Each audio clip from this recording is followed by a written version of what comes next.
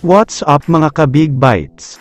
Hinebra good news, SMB may bad news.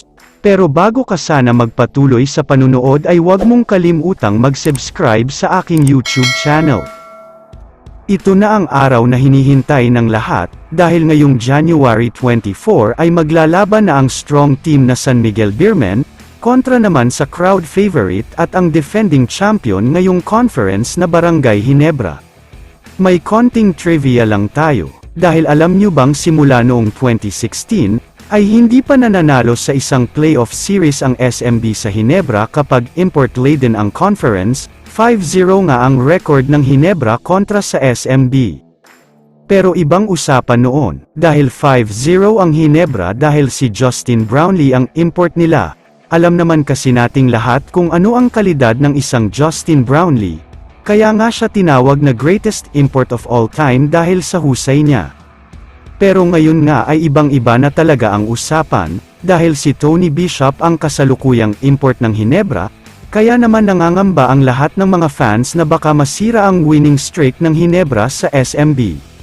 Pero mukhang hindi pa mangyayari sa ngayon yan, dahil sa darating na Game 1 ay may bad news para sa SMB at good news naman para sa Hinebra. Unahin na natin ang dalawang bad news para sa San Miguel Beermen. Una na nga dyan ay ang pagkawala ng importanteng players nila. Sinabi kasi ng source na 2 player daw ang hindi maglalaro sa Game 1, dahil may mga injury ito. Mababawasan nga daw ang lakas ng Beermen dahil sa pagkawala nila. Ang tinutukoy ng source ay walang iba kundi sina Rodney Brondial at si Muscleman Vic Manuel. Malaking bagay para sa Hinebra ang pagkawala nila, dahil mababawasan ang mga malalaking players na kailangan nilang mapigilan sa loob. Samantala, lumipat naman tayo ngayon sa good news para sa Hinebra. Naglabas kasi ng balita ang mga source, at sinasabing activated na daw itong si Aljon Mariano. Ang dahilan nga kung bakit ginawa ito ng Hinebra ay para ipabantay sa kanya si Benny Boatwright.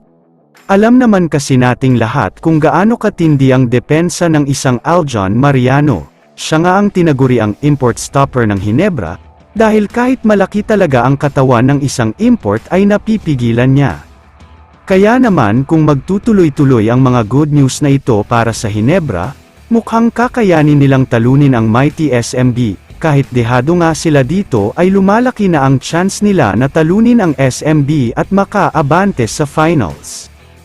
Kaya naman kung kayo ang tatanungin, matatalo nga ba ng Hinebra ang SMB?